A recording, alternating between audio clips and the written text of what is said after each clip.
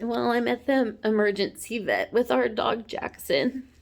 Um, Jackson is 7 months old. He'll be 7 months old on the 11th. He's a Great Dane mix that we rescued back in June. When we adopted him from the shelter, he was in a litter of puppies that had been kept there for quite some time due to possible illness.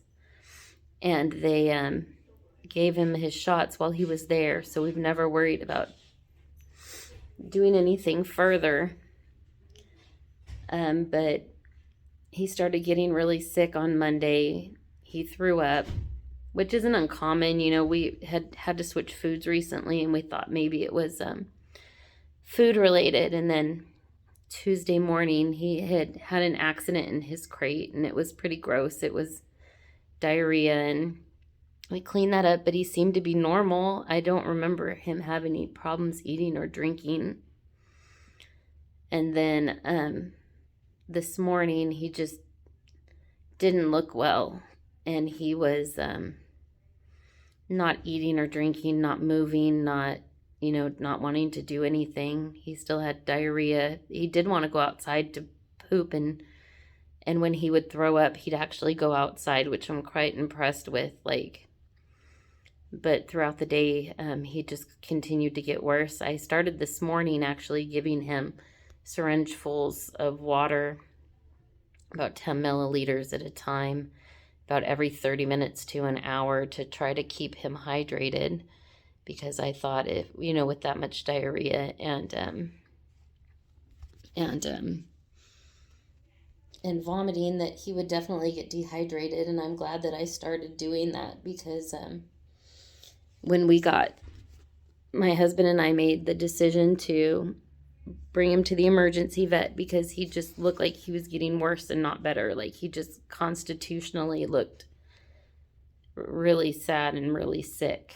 I got him to the vet, and we walked inside, and when we got him inside, I was waiting, and I started to smell something, like maybe he passed gas. I know his stomach's been upset, and I looked down, and he was bleeding from his bottom, like leaking blood and like feces onto the floor. They brought him into a room, and they've done the test for parvo. I know that I've been reading about this new strain of parvo, the mutated strain, and how the typical vaccination may not cover it. And I know that they were sick when they got or they were presumed sick when they got their shots. And I've read since then that can sometimes cause less protection. But we're waiting for the veterinarian to come in now with the test results, so we can start getting him treated. He's, like I said, 7 months old, large breed dog, and he's in great health. So everything that we're reading says that with treatment, he has a good chance of surviving. It's just been kind of a roller coaster. I've been crying, and my husband's sad, and he can't be here because he's at work, and our son's being watched by our daughter at our house. It's like 11 o'clock at night.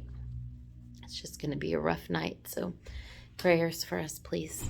Thank you.